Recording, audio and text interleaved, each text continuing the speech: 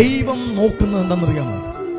നീ ഏത് തെറ്റ് ചെയ്തെന്നല്ല, അത് ചെയ്തു, ശരി, അത് സമ്മതിച്ചു, ചെയ്തു കഴിഞ്ഞു. ഇനി അത് ചെയ്തില്ലെന്ന് പറയാൻ പറ്റില്ലല്ലോ. അത് ചെയ്തു, അത് കഴിഞ്ഞു. പക്ഷെ ദൈവം നോക്കുന്ന എന്താണെന്നറിയാമോ? ഇതെല്ലാം സംഭവിച്ചിട്ടും താഴെ കിടക്കുന്ന ആ വ്യക്തി ഒന്ന് എഴുന്നേൽക്കാനുള്ള ഏതെങ്കിലും ഒരു ശ്രമം,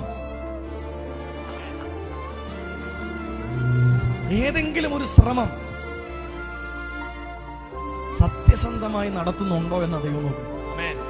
ഇങ്ങനെ എഴുന്നേക്കാൻ ശ്രമിച്ചിട്ട് വേണ്ട, ഇവിടെ തന്നെ കിടക്കാം, ഇതാ സുഖം, പ്രാർത്ഥിക്കണ്ട, പള്ളിയിൽ പോകണ്ട, ദൈവം ആധാര, ദൈവത്തോട് ബന്ധമുണ്ട്, ദൈവമായിട്ട് മിണ്ടിയാ പോരെ.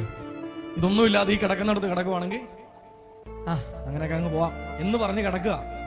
എന്നാൽ ഇല്ല, എനിക്ക് ഇവിടെ നിന്ന് എഴുന്നേക്കണം, ഞാൻ ഇങ്ങനെ ജീവിക്കാനല്ല വിളിക്കപ്പെട്ടത്, എനിക്ക് ഈ അവസ്ഥ പറ്റത്തില്ല, എനിക്ക് കർത്താവേ നിന്റെ കൂടെ നടന്നേ പറ്റുള്ളൂ.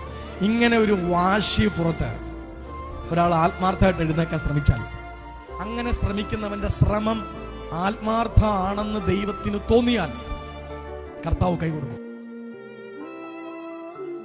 ആത്മാർത്ഥമായ എഴുന്നേൽപ്പുകൾ നിങ്ങൾ ആഗ്രഹിക്കുന്നെങ്കിൽ വീണുപോയോ, പോയെന്ന് തന്നെ പറ.